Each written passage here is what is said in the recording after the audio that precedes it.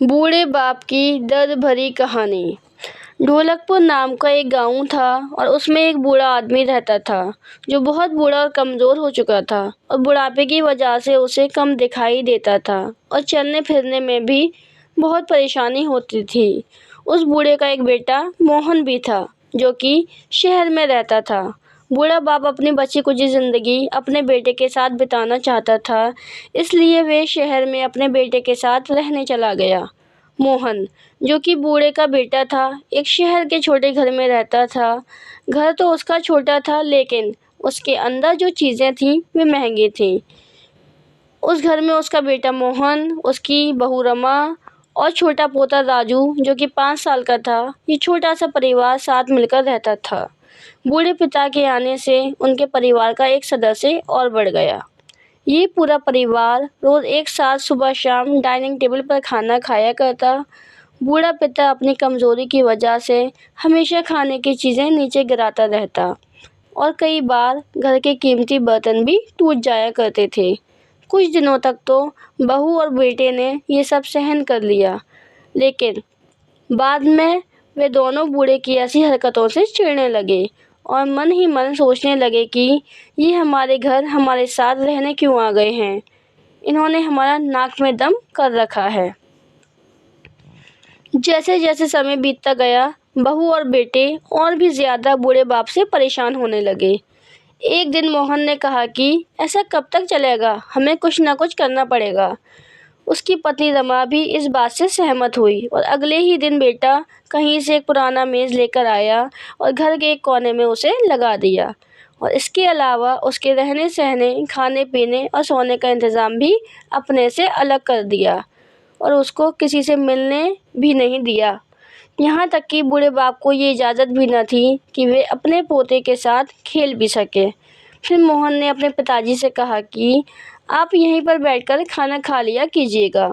उन्होंने कुछ लकड़ी के बर्तन भी बनवाए जिसमें वे अपने बूढ़े बाप को खाना देने लगे, ताकि उनके कीमती बर्तनों का और नुकसान ना हो। जब जब वे अपने बूढ़े बाप को लकड़ी के बर्तन में खाना देते, तभी बूढ़े बाप को मोहन का बचपन याद आता कि किस तरह वे मोहन को अपने हाथों से खाना खिलाया करता था और उसकी आंखें आंसुओं से भर आती। अपने कांच के कीमती बर्तन बचाने के लिए अपने बूढ़े बाप को लकड़ी का बर्तन देने में उन्हें ज़रा भी शर्म नहीं आई। अब खाने का समय जब जब होता तो बूढ़ा बाप एक कोने में ही बैठकर अकेला खाना खाता और बाकी का परिवार डाइनिंग टेबल पर खाना खाया करता। डाइनिंग टेबल पर बैठे बैठे दोनों पति पत्नी कभी कभी अपने बूढ़े बाप की तरफ देख लिया करते।